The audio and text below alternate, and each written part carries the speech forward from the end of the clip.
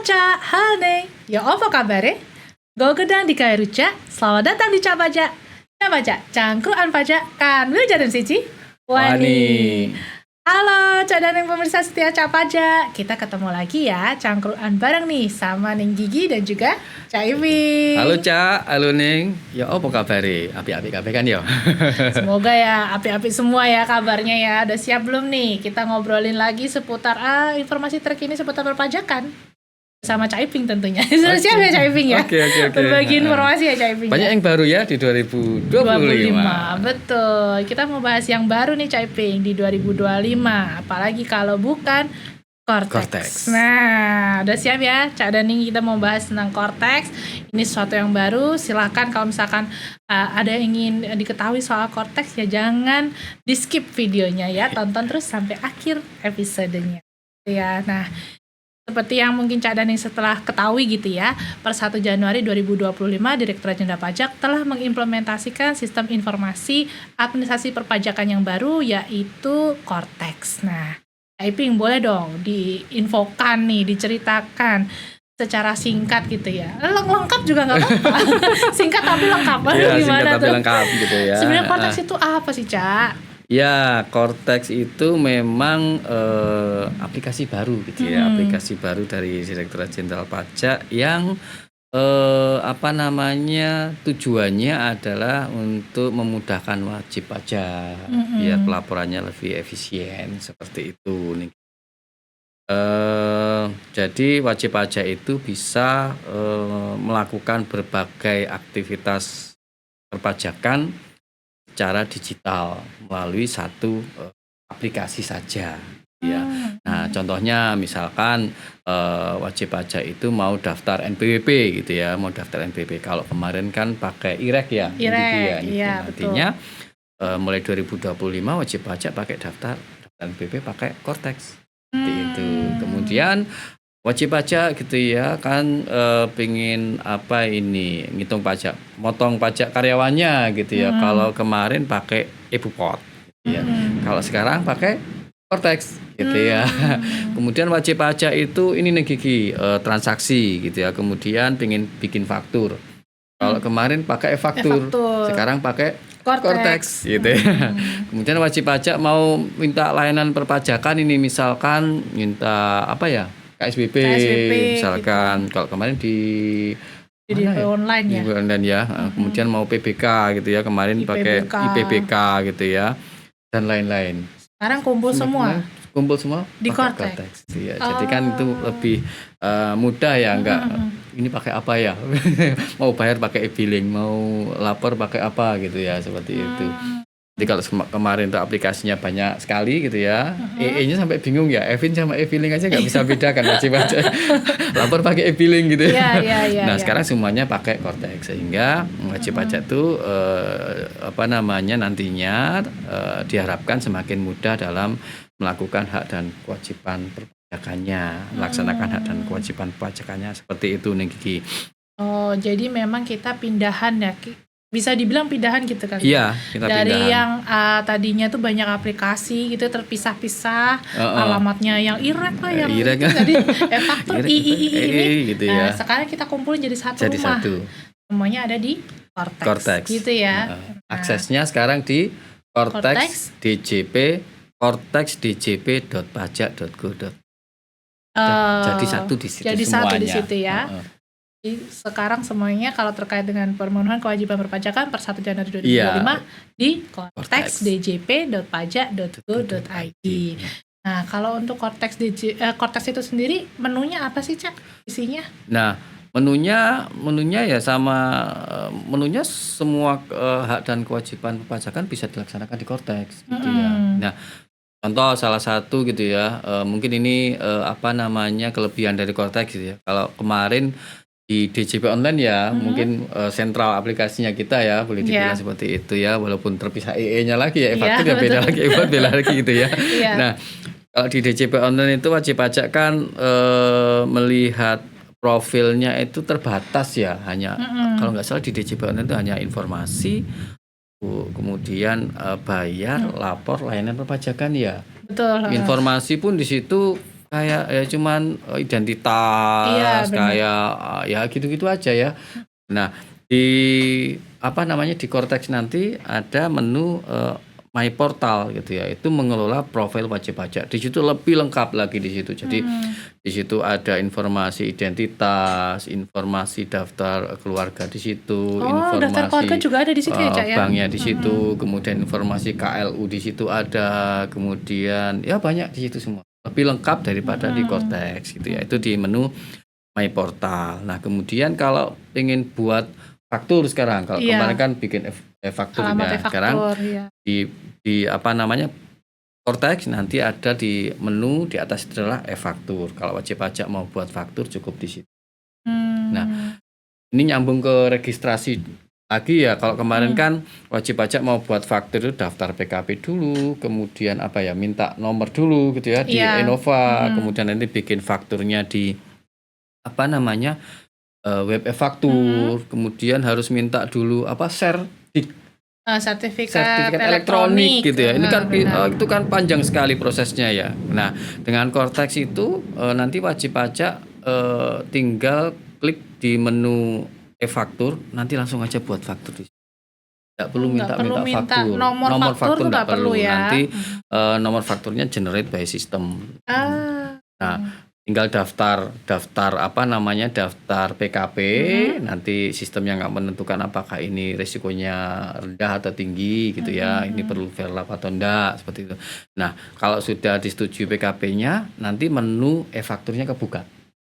Kalau bukan PKP enggak kebuka, udah gitu aja, simpel kan ya, simpel, mudah gitu iya, ya, jadi gitu benar-benar. aja, enggak perlu minta apa namanya, jatah nomor faktur lagi, nanti nomor fakturnya generate. Nah, kemudian sertifikat elektroniknya bagaimana, tanda tangan digitalnya, daftar di e-faktur juga nanti, permintaan kode otorisasi gitu ya, gitu Oke. aja. Jadi semuanya sudah berbasis online di situ. Oh, Kayak jadi itu. nggak ribet harus ke KPP Heeh. juga ya, semuanya bisa Bisa. di situ ya? Kalau mau buat bukti potong 21 atau Iya. bukti potong 22, 23, 4 ayat 2 atau yang unifikasi gitu ya. Nah, di Unifikasi. situ ada menu e-Bupot. Pot. Sudah bikin e-faktur, bikin e-Bupot, mau lapor SPT ini, tinggal geser ke sebelahnya menu Ada menu lagi, surat pemberitahuan. SPT gitu seperti ya. itu. Jadi Mau bayar juga di situ ada lagi menunya pembayaran gitu ya. loginnya cukup di Cortex DJP Cukup di saja, Cortex menunya aja. ada banyak dan lengkap gitu ya, Cak Nanti ya. buat pembayaran billing lewat di menu pembayaran. Nanti misalkan mau pindah bukukan juga di menu pembayaran, di situ juga ada. Kemudian di situ juga di menu pembayaran itu apa namanya, ada dashboard gitu ya. Ini billing-billing kita yang belum terbayar seperti itu. Bisa dilihat Bisa ya. dilihat sama- monitoring kode billingnya atau permohonan restitusi pajak juga ada di pembayaran. Semuanya di Kotek ya. Untuk layanan perpajakan dan sebelumnya di DJP online juga bisa setelah diakses pembayaran di Cortex ada ya? di layanan di Cortex, di layanan perpajakan di situ. Nah, ada lagi satu menu yaitu buku besar. Jadi itu menampilkan apa namanya, transaksi wajib pajak dan kewajiban wajib. Itu record di situ. Kalau di DJP online kan rasanya nggak ada ya seperti itu dulu ya. Iya. Emang Seperti ini rumahnya lebih besar ya, Cak ya? Iya, jadi Untuk pemenuhan udah masuk kewajiban Cortex pajak aja kan. ya sudah, tinggal lihat di situ semua aja. Tinggal cari menunya yang dibutuhkan apa gitu kira-kira ya. Lah memang lebih praktis, Cak. Soalnya tinggal login ke satu web aja. Cortex DJP. Nah, sekarang bagaimana sih, Cak, cara kita untuk bisa mengakses Cortex? Kan kita sebelumnya kan memang di DJP online. Kita sekarang mau aksesnya ke Cortex nih. Nah, Akses itu Cortex. harus daftar lagi atau gimana? Harus minta Evin kah? Kalau di DJP online kan kalau minta Iya, kalau mau apa bikin akun namanya? pakai Evin, Iya, betul. mau bikin akun layanan digital, mau melaksanakan kewajiban pajaknya secara digital kan harus minta Evin ya. Iya. Nah, kalau Cortex nggak perlu gitu ya. Nggak perlu Evin lagi ya, berarti ya. Ini kan kita pindahan dari apa DJP online ke Cortex gitu ya. DJP online sudah ada passwordnya, tapi kan tidak bisa dimigrasi ke Cortex. Iya. Nah, kalau kawan pajak kemarin itu sudah punya NPWP gitu ya, kemudian sudah pernah akses ke DJP online gitu ya. Kawan pajak nanti kalau mau akses Cortex, ini berlaku untuk tadi ya, sudah punya NPWP, sudah pernah akses DJP online gitu ya. Cukup masuk ke menu lupa kata sandi. Jadi ke cortexdjp.pajak.go.id terus masuk ke pilihnya menu lupa kata sandi. Ini fungsinya untuk mereset eh, kata sandinya, passwordnya. Nanti di situ diminta untuk masukkan NIK, gitu ya. Kemudian Nanti ada ini pilihannya ya. pilihan gitu ya. Link risetnya mau dikirim ke email atau ke SMS. Email dan SMS kemana mau dikirim ya sesuai dengan data yang terakhir kali di DJP online. Jadi mungkin Cak Daning bisa cek dulu ya DJP online-nya kemarin emailnya apa, Iya, harus nomornya berapa dipastikan berarti gitu ya, ya. Cak ya. Nah, Harus itu dulu. valid dulu. Jadi nanti risetnya ke situ. Jadi setelah masukkan NIK, kemudian masukkan email gitu ya. Biasanya muncul kayak apa ya, kode gitu ya, clue gitu ya, emailnya kayak bintang-bintang petunjuk-petunjuk ini. @gmail Samsung gitu ya, Iya, pada ini diketikkan aja seperti itu. Nah, kalau sudah memasukkan seperti itu nanti tinggal centang gitu ya kalau nggak salah ya, centang kemudian klik kirim. Nah, terus nanti ada link yang dikirimkan. Ya, kemudian Cak Daning cek di emailnya gitu ya, ada link dari Direktur Jenderal Pajak gitu ya, silakan diklik linknya. Nanti kan pajak diminta untuk bikin kata sandi masuk ke Kortex. Oke. 8 Minimal 8 apa ya gitu, karakter ya, huruf besar, huruf kecil, ada angka, ada karakter ya, simbol. Karakter khusus itu ya. Khusus gitu ya, pagar atau edge itu loh. Iya.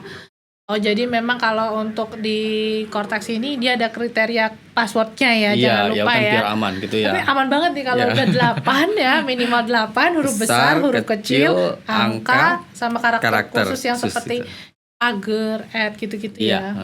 Wah, udah secure sekali. Sudah aman ya. Jadi tinggal lupa kata sandi aja ya. Ya, kalau misalkan sudah punya NPWP, Gigi itu kemarin saya udah punya DJP online, sudah lapor online, artinya sudah punya akses digital, tinggal klik lupa kata sandi aja. Kalau untuk orang pribadi pakainya NIK, jangan lupa. Mulai kalau di Kortex ini pakainya NIK. Karena kan NIK sama dengan NPWP gitu ya. Jadi orang pribadi pakainya NIK, tapi kalau untuk wajib pajak badan kita pakai NPWP yang 16 digit. 16 digit, gitu ya, tinggal ditambahin yang kemarin nolnya, tambahin 0 di depan aja. Iya, kalau udah punya NPWP kemarin udah ber-NPWP dan punya DJP online kan tinggal tambahin 0 aja di depannya. Terus nanti tadi pilih saluran pengiriman bisa linknya ke email atau ke nomor SMS. HP ya. Dia masih pakai SMS ya. Kalau SMS berarti harus dipastikan. Harus berbayar. Harus diperhatikan pulsanya cukup ya, Cak Daning semua ya. Jadi ditunggu nanti akan ada link, entah itu SMS atau email, diklik lalu perubahan kata sandi. Setelah itu langsung bisa login. Buat password langsung. Oke, baik.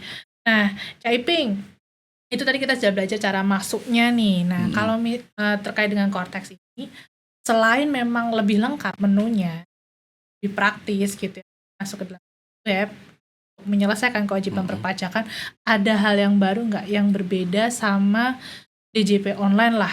Kan sistem kita yang lama DJP online. Iya, mungkin kalau Cak Daning ini terbiasa dengan DJP online kemarin, kemudian sekarang pakai Cortex, mungkin agak sedikit kebingungan mungkin ya gitu. Ini cara mainnya bagaimana di Cortex ini, cara aksesnya, manajemen aksesnya bagaimana. Kalau dulu di DJP online gitu kan, kalau punya Cak Daning kan punya NPWP perorangan, kemudian Cak Daning juga punya PT atau CV gitu ya. Kalau mau lapor SPT perorangan ya tinggal masukkan NPWP perorangan ke DJP online, password masuk. Nah, kalau mau mau melaksanakan kewajiban perpajakannya badan PT-nya, masukkan NPWP PD-nya, kemudian password masuk. Nah, di dalam Cortex ini gitu ya, untuk pelaksanaan hak dan kewajiban perpajakannya itu memakai konsep impersonating. Ya, kalau misalkan Cak Daning itu punya PT gitu ya, impersonating, main peran gitu ya. Jadi masuknya adalah ke akun pribadi dulu. Maksudnya masuk NIK dulu. Akun pribadi saya sebagai wajib pajak gitu ya. Kemudian di kanan atas itu ada drop list gitu ya. Kemudian diklik di situ akun utama gitu ya. Diklik di situ, di bawahnya itu ada PT-nya. Jadi saya masuk dulu ke akun saya pribadi gitu ya, NIK pribadi dulu, masuk ke Cortex, kemudian di pojok kanan dipilih dulu impersonating ke saya mau mengerjakan PT gitu ya. Baru ngerjakan bikin faktur misalkan di situ. Oh, gitu. Jadinya. Jadi ada perubahan ya. Tapi Iya. lebih aman kalau di Cortex berarti kan nggak ada sharing password. Iya, kan, Ca? betul, itu fungsinya. Jadi kan selain lebih aman memang kan kan wakil wajib pajak. Jadi kan yang mengerjakan perpajakan itu kan badan kan nggak punya ini ya. Jadi kan Oh ini iya, yang mengerjakan. iya, Nanti yang tanda iya. tangan e-faktur pun bakal Orang pribadinya pribadinya. yang memang sebagai wakil wajib pajak. Kalau dulu ada serdik untuk e-faktur ya kan badan masa tanda tangan. Nah sekarang kan dikembalikan ke yang seharusnya yang tanda tangan memang orang bukan badan. Gitu. Oh jadi tadi kita berarti istilahnya kita loginnya ke orang pribadinya sebagai wakil wajib pajaknya. Wakil wajib pajak. Direktur atau siapa sih Cak orang pribadi ini yang bisa mewakili wajib pajak itu? Nah, kalau nanti pertama kali masuk ke Cortex gitu ya, itu nanti ada yang namanya PIC gitu ya. Oh, PIC itu adalah orang pribadi yang ditunjuk oleh wajib pajak untuk mewakili atau menjalankan pelaksanaan hak dan kewajiban perpajakan. PIC gitu ya.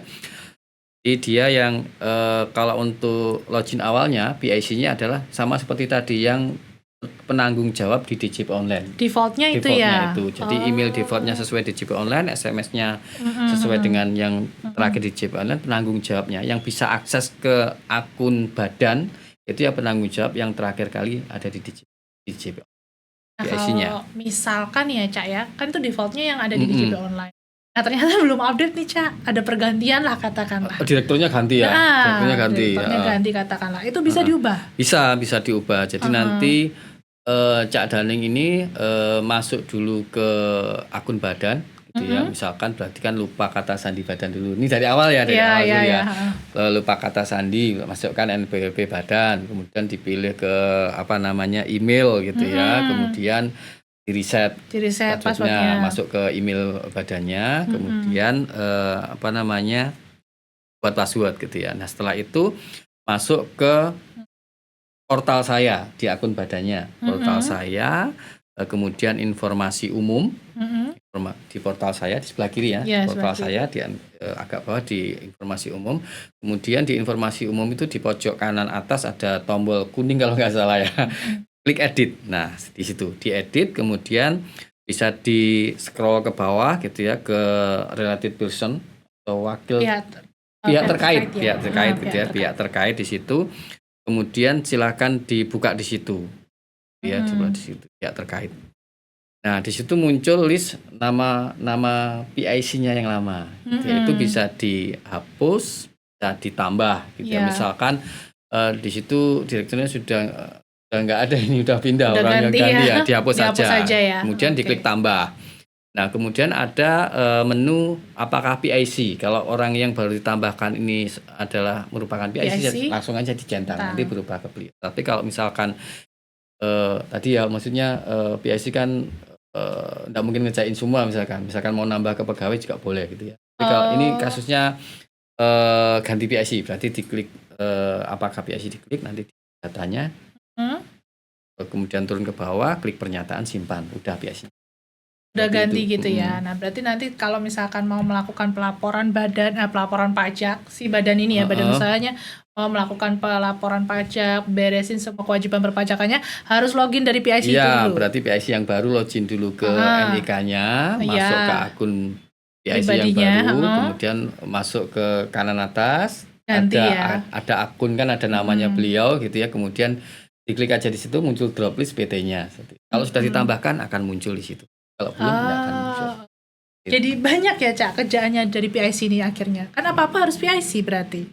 Oh, jadi yang semuanya harus lewat PIC gitu ya. Harus yang ngerjakan faktur sama SPT-nya, ibu botnya harus direkturnya gitu ya. Oh gimana?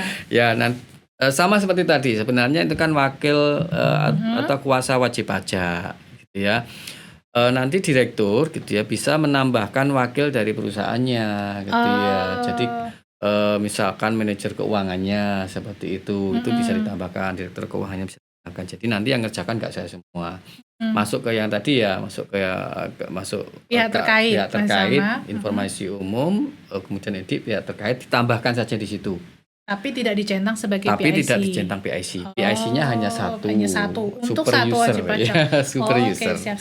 Gitu Mengerti ya. Jadi ya. masuk di situ nanti sama seperti tadi tambahkan, kemudian masukkan NIK-nya, nanti namanya harusnya adalah otomatis keluar.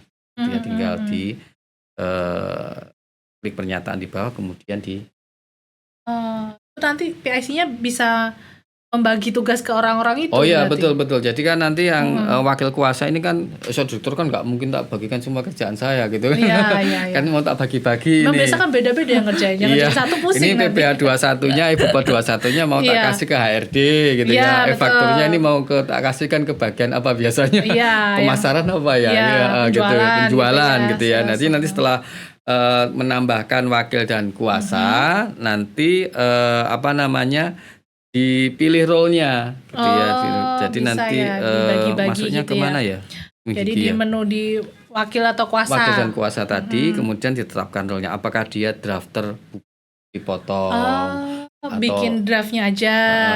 Gigi hanya saya beri role untuk bikin daftar bukti potong. Signernya tetap saya misalkan. Bisa gitu ya. Atau Gigi semua juga boleh, tergantung direkturnya mau baginya membagi bagaimana.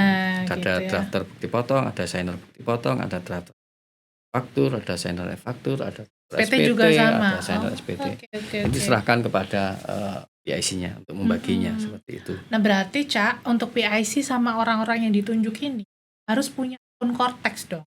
Iya dong, harus punya akun Harus Cortex. punya akun Cortex. Nah, tapi gimana kalau orang yang nggak punya NPWP? Apakah maksudnya kan ada tuh orang-orang yang nggak punya NPWP? Contoh istri lah, direktur kan ada juga yang istri, tapi NPWP-nya gabung sama suami.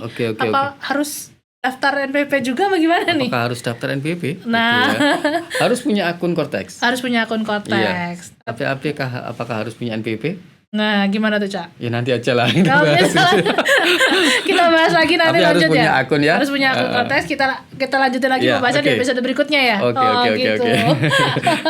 Pembahasannya panjang nih rupanya ya. Ceritanya masih panjang lagi. Kita akan lanjutin lagi ke episode yang selanjutnya. Nah, jadi dinantikan ya Cak Daning semua ya. Nah, terima kasih Cak Iping. Ini tadi sudah beberapa gambaran besar mengenai Cortex ya. Nanti kita akan bahas lagi lebih dalam mengenai Cortex di episode-episode selanjutnya. Nah, untuk kesimpulannya di episode kali ini, per 1 Januari 2025, DJP telah mengimplementasikan sistem yang baru yaitu Cortex DJP gitu ya. Alamatnya ada di cortexdjp.pajak.go.id. Dan untuk wajib pajak yang sudah memiliki NPWP dan sudah pernah mengakses akun DJP online, silahkan untuk masuk ke laman cortexdjp.pajak.go.id dan klik lupa kata sandi untuk membuat password akun Cortex-nya. Cortex ini mengimplementasikan sistem impersonate dalam pelaksanaan kewajiban perpajakan bagi badan usaha ya. Mana dari PIC atau pihak-pihak yang ditunjuk, pihak-pihak terkait gitu ya, itu harus masuk terlebih dahulu ke akun masing-masing baru bertindak sebagai badan yang diwakili dan perpajakan. Kira-kira itu ya Cak Iping ya? Betul. Wah, terima kasih Cak Iping sudah berbagi informasi dengan Cak Daning semua di episode kali ini. Kita akan bertemu di episode selanjutnya ya Cak Daning semua. Melakukan tunjungan, maafkan aku jika ada kekurangan. Cak pajak, cangkruk pajak kan, begitu siji. Wani. Sampai jumpa.